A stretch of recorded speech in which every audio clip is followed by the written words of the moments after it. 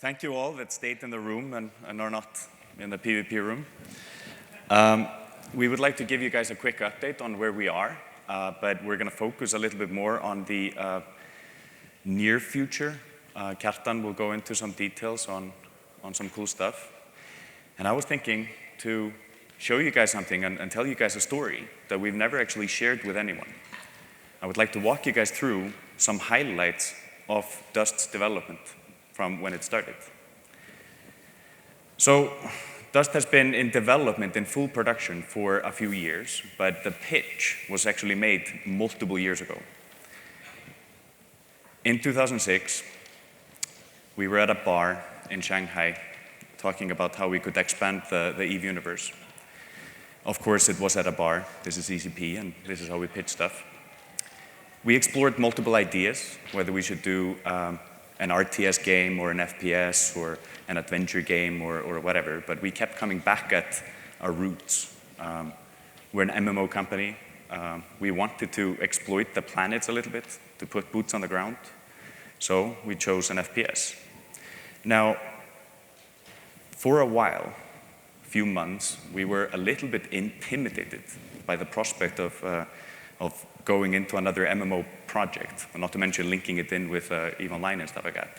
So we were thinking that maybe we should trim down the concept a little bit and learn how to make an FPS. And we came up with this single-player FPS that starred the female Galante bounty hunter. But it never felt right. So we met in 2007 at Game Developers Conference. Kjartan and I had been preparing the pitch and the presentation and stuff like that. And none of the other guys, Hilmar and the guys, they thought that we were going to come and show them concept art and some cool stuff about some hot chick, a Galantian chick. But we showed up with a presentation about conflict in the EVE universe and about linking two games together and stuff like that. This is actually a slide from that presentation. It was a very cute presentation with little people socializing and stuff like that. But I chose this one because it shows, obviously, some sovereignty stuff. Then we started developing. It was the two of us. We got some help from some programmers in Iceland. They flew over to Shanghai, and this is actually at the Epic office because our first office in Shanghai was so small that when we started launching or preparing for the launch of EVE in China, we recruited game masters and some other people, and eventually they kicked us out of the office. So me and Kjartan moved to a cafe, which wasn't very good because they had beer. We couldn't really work. But Epic Games, they were kind enough to lend us a little bit of a space, and that's where we started developing. This here's the first ever build that actually worked, that we could, compile.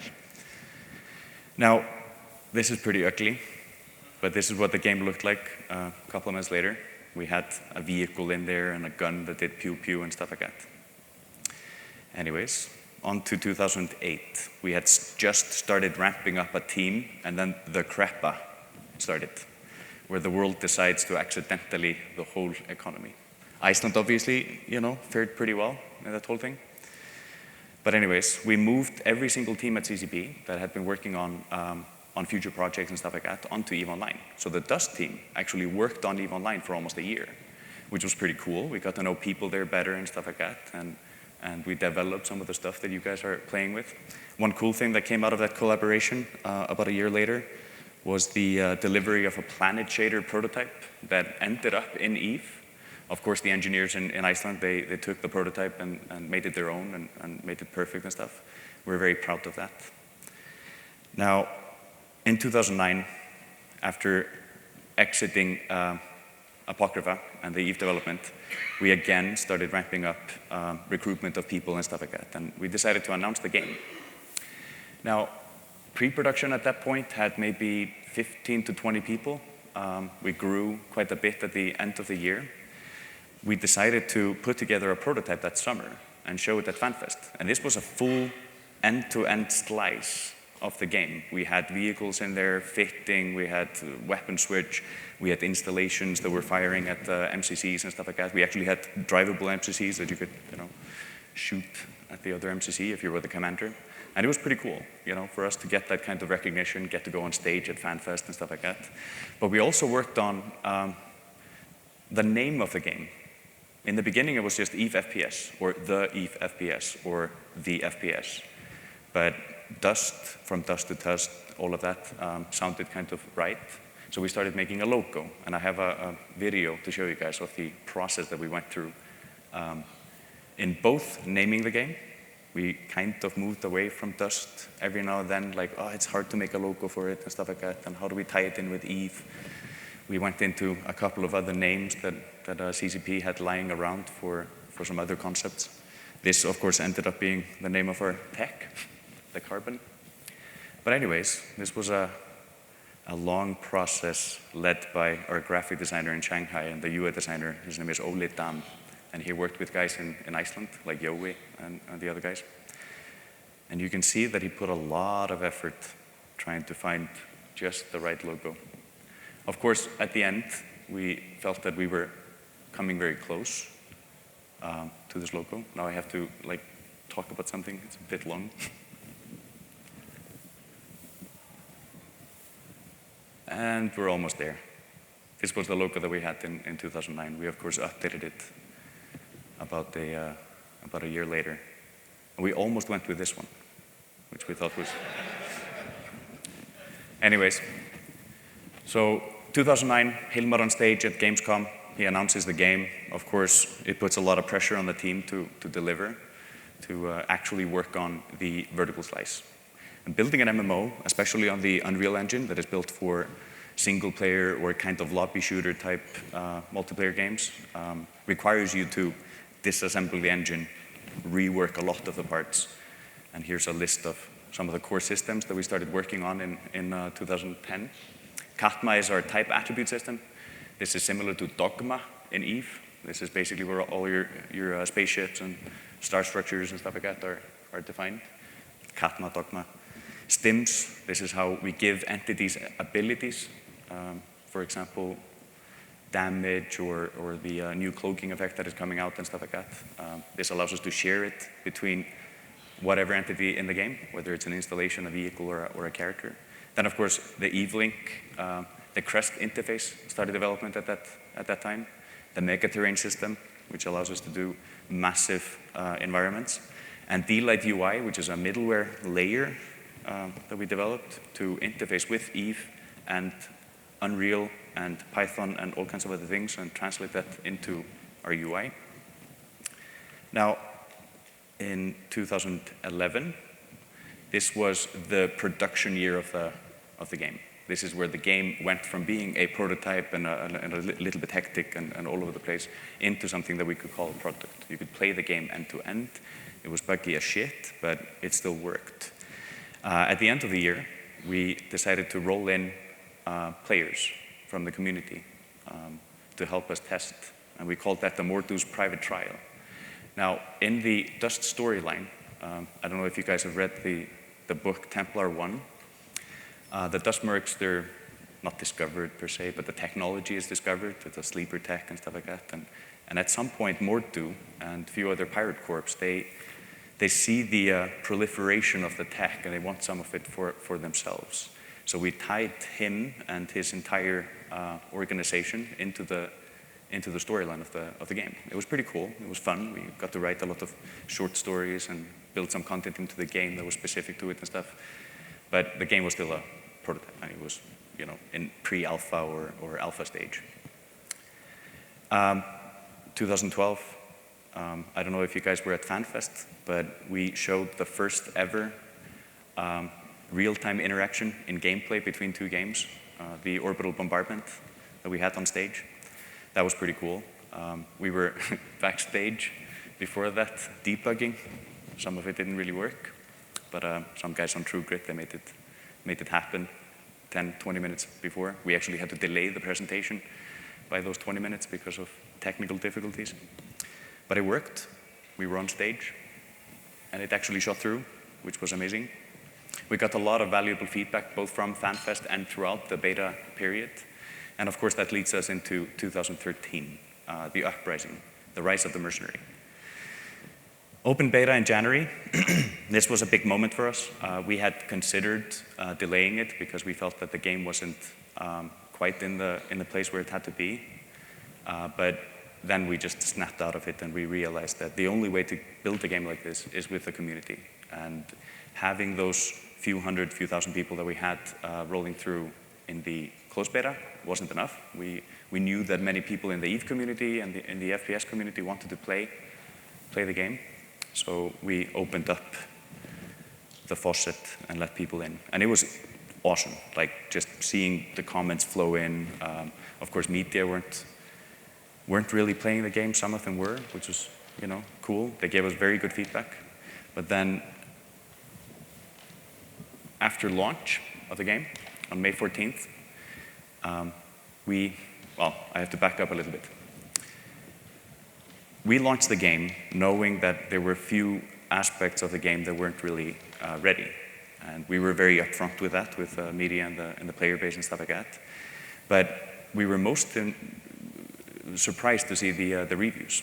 So we have the most polarized reviews of any game that I've seen. We have reviews that give a score of 90s, and we have reviews that give us the score of 40s and 50s and stuff like that. So it's like people can't really agree what kind of game this is.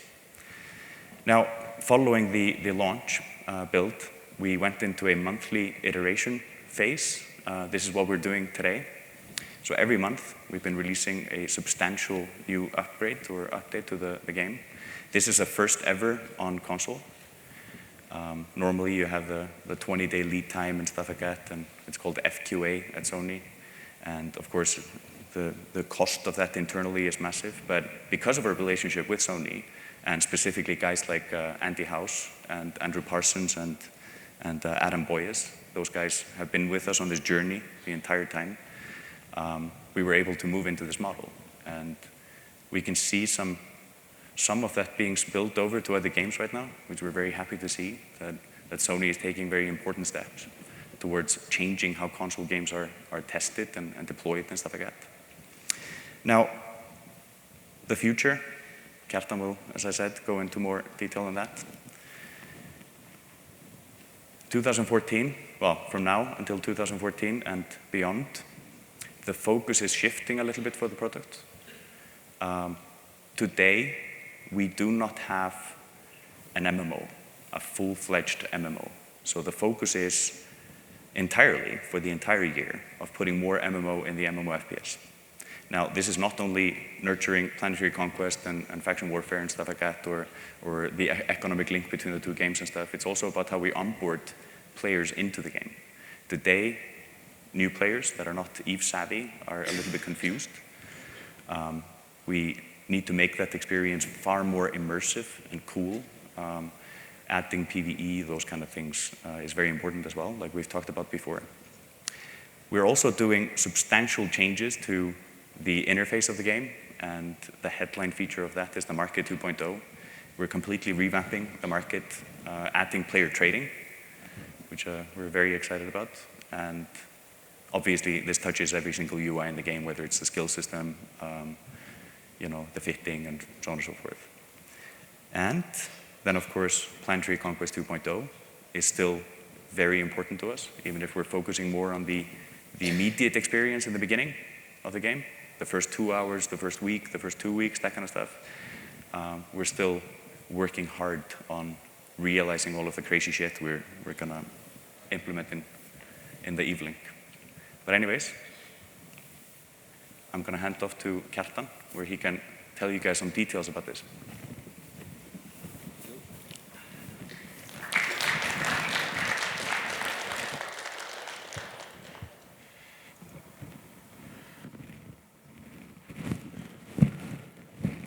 Okay, so hello to all of you, and also to us watching on the stream. This journey has been an interesting one for me. I take the EVE universe part very much to heart. It's something that I've always considered to be one of the key vision that we had as a company when we started EVE, that we are creating this virtual reality that is a real universe. And the possibility that came up when we launched EVE and we started developing it and creating more and more gameplay in it led to this beautiful product that EVE is, along with all the people in it, which make up the EVE universe. But it was clear also very quickly that this path of constantly adding to EVE new gameplay would eventually lead to so much complexity in that product that there must be some kind of limit there. And that's why we started investigating to have a little bit more flexibility in this and having different products sort of plugging into this matrix that is the EVE universe. And Dust has been our tracer bullet for that. And we have learned a lot of things on this way. And one of the key kind of design challenges that we've had is basically how do you ease a game into an existing one? How do you make sure that you do not disrupt the existing experience? And I think we've been relatively careful with that. Some might say too careful, but it's a tricky balancing act. It's both keeping player experience good in both games on both sides, keeping balances, etc. So, but what I wanted to describe to you is a little bit what we're doing to first now until the end of this year. It's basically we're trying to iterate on some systems that we've already had.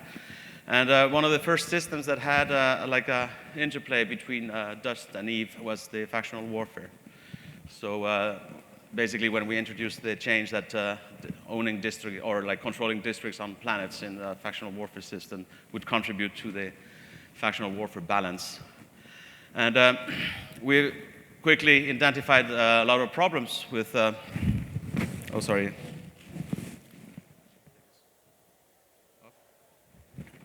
Okay. And also with our feedback to the community about problems in factional warfare. So first of all, some people ask why concentrate on factional warfare. It's not the real sandbox experience of EVE, but it's actually a very popular gameplay, both in EVE and now in Dust, and has been constantly on the rise in terms of as a engaging player experience. So we already had done, like I said, a few iterations of factional warfare. The main problems, though, that we identified is that there was a lack of immersion for the Dust players. They didn't really care much about which factions they were fighting for, and they didn't really see what they were affecting in the world. There were no special rewards, and also on the EVE side, it was not very visible how Dust contributed, and the reward, for example, for EVE players helping out with orbital strikes, they were limited. So it was kind of like not an engaging enough experience. So we decided to take a look at that, and we also solicited a lot of feedback from the community.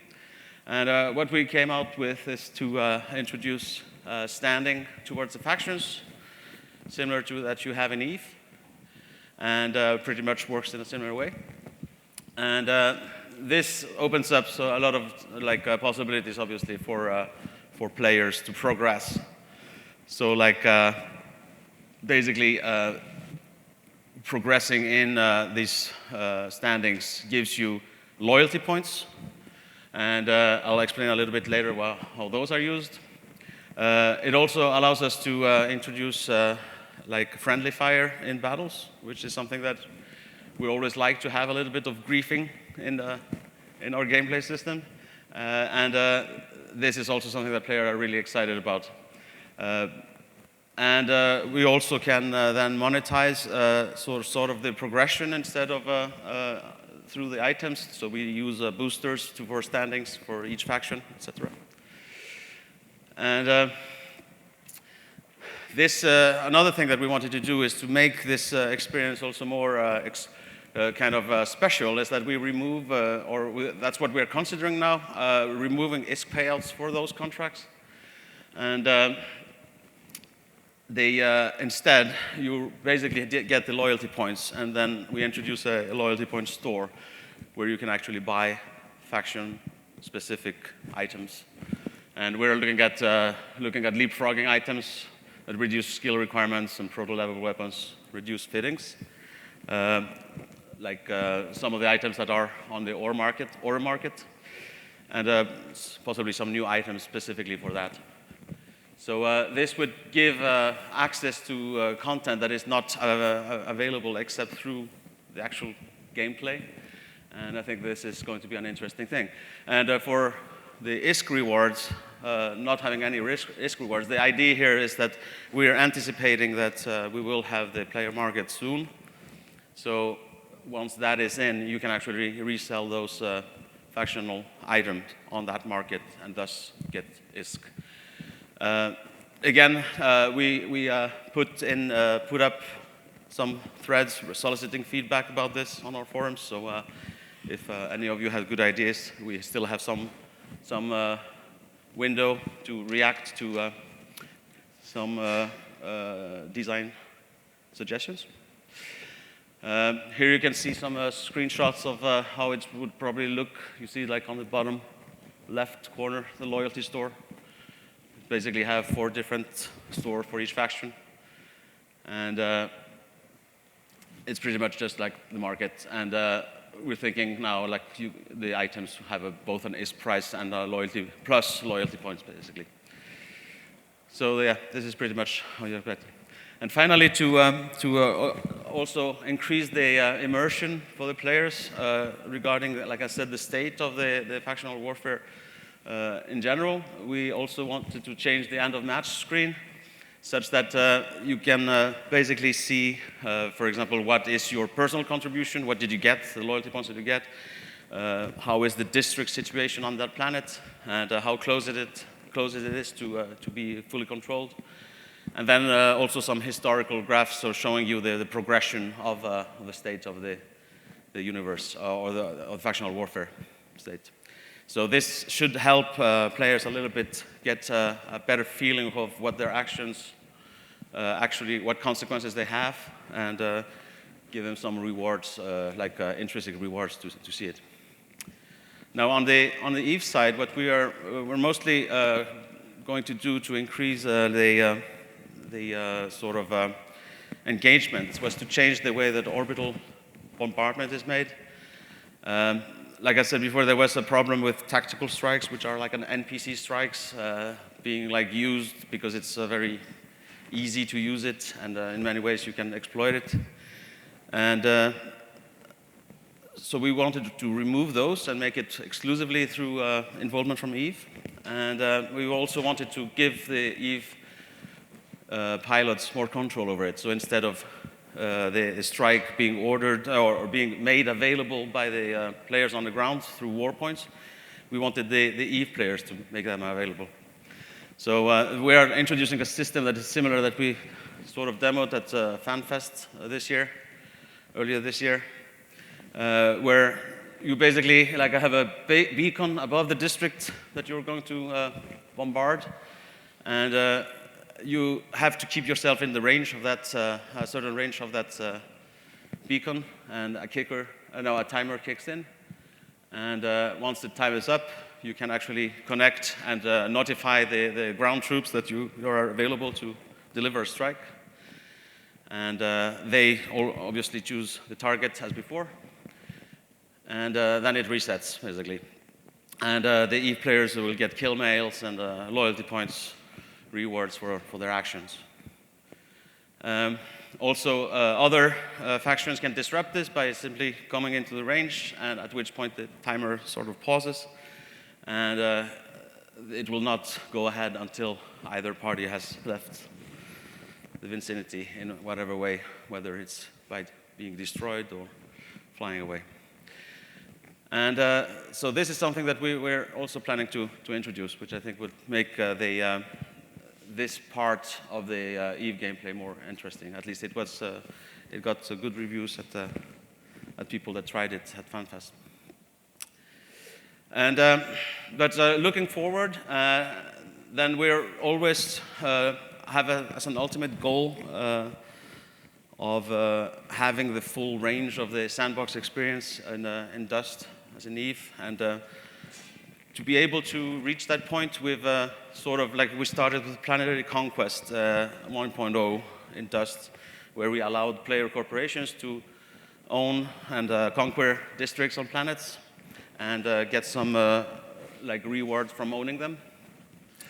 And this, again, this is a system that we want to iterate on because there are several things that our players have been telling us how they want to change it. But we also wanted to introduce a little bit more into the joining of the games. And one of the key moments that we're always trying to get to is where we can link up the economies through currency and through industry. And we believe that once we have that in place, then we've sort of completed all the necessary ingredients to be able to create true gameplay on top of both games. Because this allows both players in both games to have like common goals, common value propositions, etc. And we're not quite there yet. So what we're looking at now, and this is something that is for 2014, but is introducing, oh, the slides are gone. So introducing some what I call real system. Whenever I say something like a real system, I mean like in Eve. And in our case, it basically is removing some of the artificial systems that we have in Dust to work around the fact that we're not still completely joined together. And in this case, it's basically the logistics and the resources that we want to make real. And currently in Dust, when you are in planetary conquest and you order a war barge to deploy clones to the district you want to conquer, and it's pure NPC system and totally artificial from that point of view. But of course, the metaphor is that it's an actual ship sailing there with clones in them. So this is something that we are looking at now, and we have Eve teams actively working on these things, is to create ships, war barges, that are real piloted ships, and that need to be they need to be at some station filled up with the clones that we want to bring to the battlefield, and actually go to the planet above the districts and anchor itself. So on the way, it's going to be vulnerable, and of course, so it will need some protection, and we're still like thinking about exactly how this kind of service could be made available to Dust players that don't have like strong Eve connections. But we believe that it has been a strong like feedback from our players that they want things to become more hardcore in this department. So that's why we decided to go there all the way. This means that obviously one of the things that we were a little bit afraid with war barges is that if there's no guaranteed delivery, it's kind of strange for console players that want to like assemble 16 of their teammates to have a battle, and they don't really know whether it's going to happen or not, because it might be destroyed on the way. So, but our players are telling us that that's what they want. So we decided to take the step and go there. So I think that's going to be an exciting thing. And like I said, once the war barge is in orbit, we still haven't exactly decided how we will call all these new terms. You can think of it as being anchored in a certain way. Then it becomes basically a static structure, and we don't anticipate that it will be destroyable from space at that point. But this is, like I said, very much still in a pre-production phase. So yes, once you have your war barge, you can deploy your clones and basically attack districts or replenish your defenses, etc. And then we are also thinking that we still need to make the war barge vulnerable when it's in the States, and this will be probably something that comes from the planet, be it orbital artillery or something similar.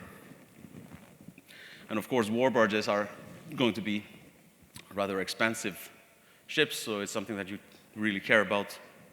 But you can have as many as you want if you really want to attack a planet in a sustained manner. You could fly in 100 war barges if you want.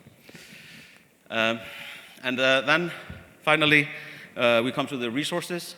So currently, the districts they just generate clones, but we always wanted to have a more interesting kind of resource ecosystem there.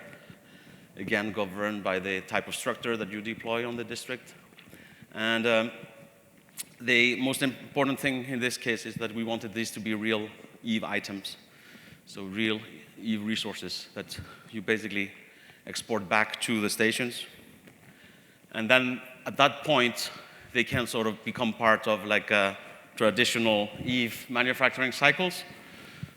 But what we really decided here, though, and this is something that we came to conclusion with after extensive feedback again from like the CSM and the CPM, is to really let EVE find some really interesting and meaningful new game system within EVE that is at an economical level based on part of these resources, but make a system that is completely engaging from the EVE side, regardless of dust, and tie it in like this, because I think this is the key to get systems that both sides will be happy with, and especially EVE players.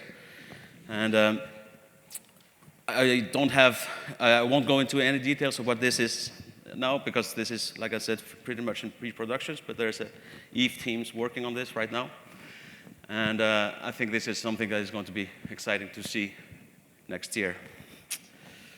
And that sort of concludes what I have to say about that. And, but eventually, like I said, I personally feel that once we have reached this stage of having joined both the logistics part of it and the economical part of it through the industry, etc., together, then we are really in a position where we can start looking at this more, so to say, null-sec-oriented game systems, and possibly with, like if there are sovereignty changes made in EVE, this is something that we could easily tie in later in. So at that point, we would have reached the point where we are really, truly having these two games playing in the same sandbox. And that's all for now. Thank you. And I think there might be time for some questions, if there are any, to me and or Atli.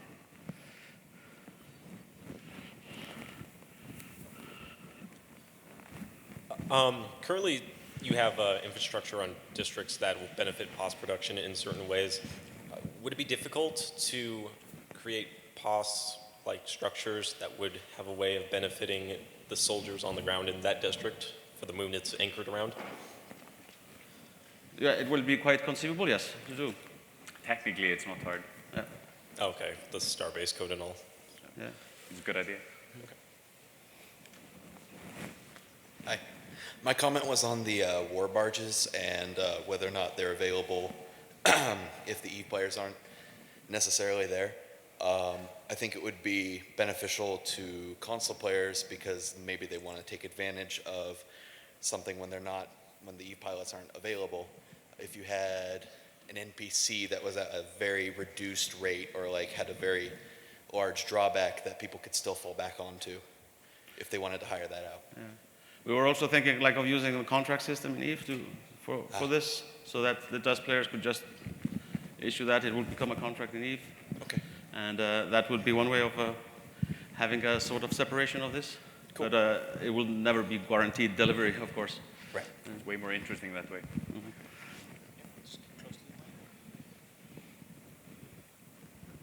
Trying to remember my train of thought here. For the aspect of the bonuses that they receive for the stations in orbit, is it going to move to the point to where it's an alliance bonus, to where alliance stuff within the system gets there, or is it going to remain as corporate bonus? I thought it was already alliance-based. Oh, maybe I got misinformation on. The other side of it being, do we have any sort of dates yet for expansion beyond Molten Reach? Beyond Molten Heath. Yeah. So we haven't taken a decision on it, but it's certainly an opportunity now that with this factional warfare changes, it would make sense to make those changes at that time. But we are not in a position now to say exactly how much or where or stuff like that. But yes, probably we would want to do that. The last question is, I keep getting information back and forth as far as with PlayStation 4, that is there going to be any issues with the new consoles? There's more than 80 million PS3s in the world. Right now, I think there's 0 PS4s. But we're laser focused on PS3 for now. We haven't really begun thinking of any other platforms and stuff. Because with the new console coming out in a month or two for the new PlayStation 4, a lot of people are upgrading their system. Yeah. Most of the games are backward compatible, but the ramp up of that is going to be fairly slow. I mean, there's still 80 million PS3s. Okay. Only one dust. On all right. So it will not work on necessarily both systems. We haven't announced anything. Okay. Just had a couple questions, maybe for the war barge. Have they thought about doing different bonuses for the setup for the troops on the ground, maybe? Fitting it out a certain way to give bonuses to troops that are cloning out of it? And also, if ever thought about using the dust in like incursions, having that as like fighting against the Sancha that are invading the systems and stuff. Sorry, I didn't get the last part. Using dust players against incursion NPCs, or having like an NPC side to it. Oh, as you mean well. like a PvE kind of? PvE, yeah, I was just curious. We've considered that. Don't think we're doing it in the near future, but it's a really good idea. Hey, good afternoon. Just starting off, you guys have a great product. I know in my corp in general, we love the direction the game's going. We believe in the future of the game. One of the things we feel stopping the game is core mechanics. Some of those bugs like the comms, your hit detection. Yeah. What are you guys looking to do to fix those core mechanics that are going to prevent future expansions from being the best they can be? Yeah, we have multiple dedicated teams fixing those things. Okay. You've probably seen the evolution of the game since May. Every point release has brought with it pretty substantial changes. For example, aim assist systems Right. were revamped in 1.4. Of course, 1.4, the launch was a little bit rocky, but you actually hit the target that you're aiming at, which is a big step up for an FPS. Right. But we'll continue bettering all those systems. I guess a side question to that would be like, back when 1.0 launched, comms worked fantastic, and 1.4 came out, and you're not able to see those speech bubbles. You're not able to mute the players you want to mute. What's causing that? I mean, I know you guys just say you're working on it, but is there an ETA for that happening, or? I actually don't know, Okay. but I can probably find out if we can talk in the PvP room later or something. All right. And then the last question I had, you have games coming out like Battlefield 4 and things like that where you have a hierarchy system. Now, I know we just deployed roles for corporation, but when is Dust going to see things like ground commanders, same thing as FC, or your squad leaders or your platoon leaders, and have those chat channels be able to communicate along those chat lines while in battle? Yeah, basically extend the chat system as it is today to include more roles and stuff like that. That's more on you. Yeah, I mean, that would probably be something that we would do with Eve, using the same chat system as Eve. So we need to unify that. Right. Thank you for your time. Similar to fleet mechanics. Yeah. Thank you.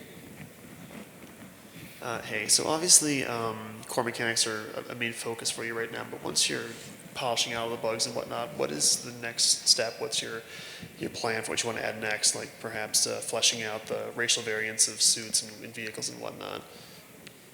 We're doing it. And they should be all in very soon. This is not soon TM, this is soon. I don't know if we'll be able to deploy it in 1.7 or if it comes in 1.8, that kind of stuff. Okay. They have to be perfect. Every time we do this, the cost on rebalance is pretty substantial. And of course, many in the community have asked us to include with those kinds of substantial changes to the tech tree, respecs and stuff like that. And obviously it's disruptive for the community and for us and stuff like that. So we want to pile them together. But the light drop tools, for example, we have them, we're playing with them, we're tuning them. The heavies are pretty far along from an asset standpoint and authoring standpoint. Okay. But yeah, you should expect it sometime soon. Okay, and along that lines, are we going to be seeing some changes of the racial bonuses that the suits get, like for logistics? Is that going to be changing from where it's currently at, or is it staying as is? That's actually a very consistent feedback. We're getting that a lot from players. I think it's absolutely something that the game designers should take a look at. Okay, well, thank you for your time. No problem. Hey guys, I play under a name called Zion Shad, and first I want to say thank you. Today's dust is the dust I wanted back in closed beta. We have our corporate roles, we've got our corporate tax, everything's good. I'm loving the game, despite all the hiccups and stuff. I'm worried about my BPOs. I keep looking, there's none on the market, and I keep looking at my assets, they're still there. Are they safe? Am I good? They're not safe. They're not safe? What kind of, is there going to be some kind of reimbursement? What do you guys have planned for it? If you're going to eliminate the ones from the players and their owning? I can't really say what our plans for that is because I don't know. We haven't decided, basically. Okay. But BPOs they're not good for the economy. We firmly believe that. We've seen a dip in usage of other items and stuff like that. They're very convenient for you, but for the overall economy and the burn of ISK in the economy and stuff like that, the BPOs had a very negative impact. So we are retiring or at least pulling them off the market. You can still use them and stuff like that. And maybe we'll take it a couple of steps further, but we are compensating it with rebalance of the item tree, adding in, the loyalty point store items and stuff like that. Okay. But, And then just one last quick question regarding alliances. How are we looking for Dust players making their own alliances or having the ability to join outside of EVE? Well, it always has been on our backlog to at least provide the interface to manage the alliances in Dust. I mean, obviously you can do it through EVE currently if you have an EVE player in your corporation. But I can't really say when that would be. I mean, currently we're focused on the factional warfare thing and then the next thing. So it's pretty much taking all our time. But it's something that we should certainly take a look at.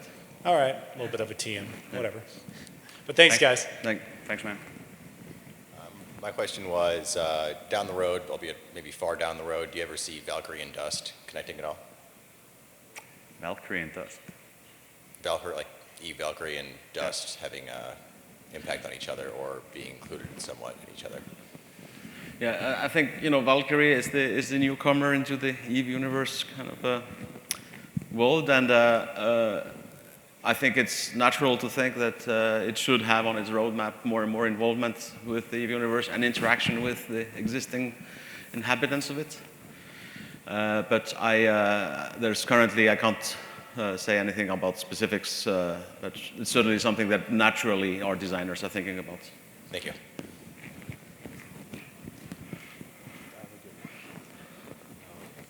Hello. So, I don't know. I guess you addressed most of my concerns during your presentation about the future. My main beef with the game right now is the in-game voice. It really sucks.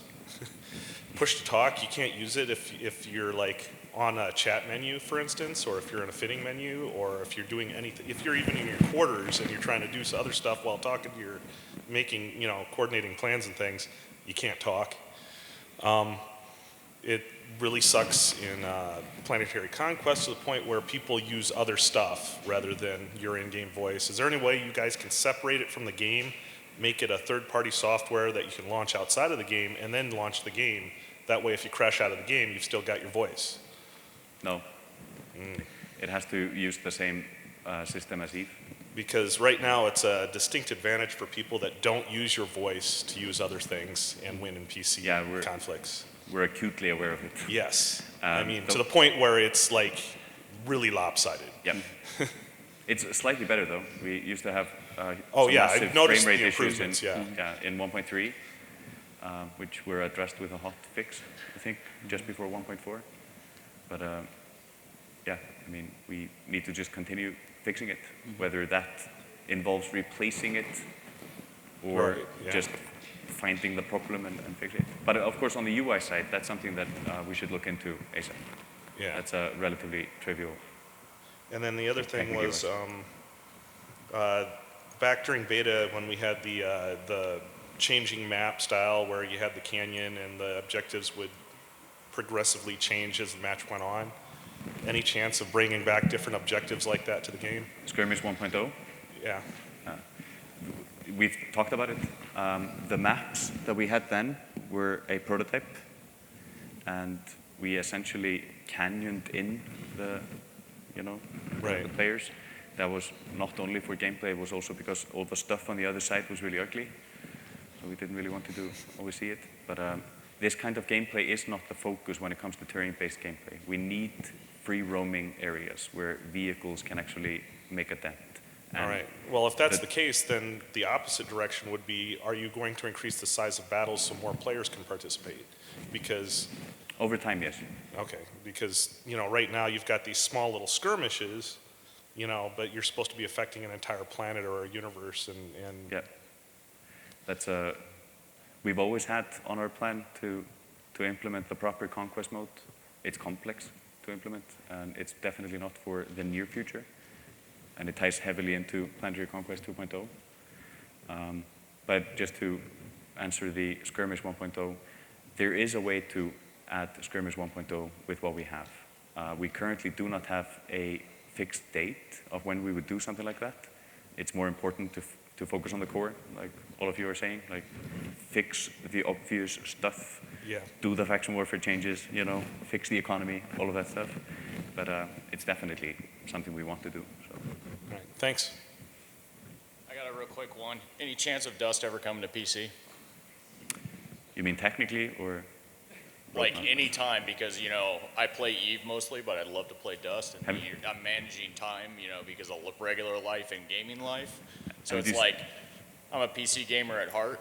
Yeah, I own a PS3, and but inside the PC gamer is a console gamer waiting to break out. Yeah, it swung in my life, right? I used to be a hardcore console gamer, and now I'm a PC gamer. But I mean, have you seen that picture of the dude that is multi-boxing Dust and Eve? He has like 3 Eve screens. I'm already multi-boxing multiple accounts across Eve, and 2 screens and all that. So, I mean, my PS3 is right to my other monitor. It's just I play on the same setup basically, but it'd be much more convenient if I could just double-click an icon in Windows and jump right into a Dust game if I wanted to. I had, an hour to blow one night instead of running a fleet op for 4 hours, and then we never shoot nothing. So right now, laser focus. Yeah, I kind of got that, but that's why I figured I'd ask. But continue asking it. Yeah. That's how you change the world. So, these guys will have a roundtable in Amazon, so you can ask more questions there. But that was the last one. Yeah.